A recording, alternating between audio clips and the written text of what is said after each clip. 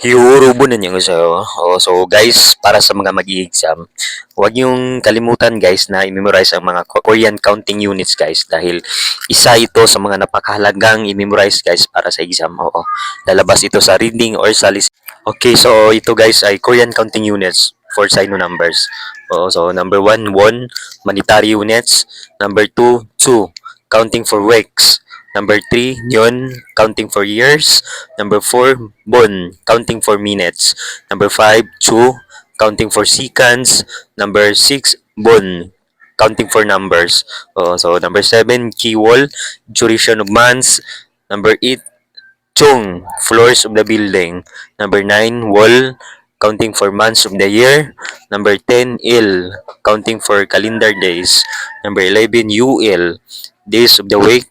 And number 12, inbon, counting for serving of food. So ayun guys.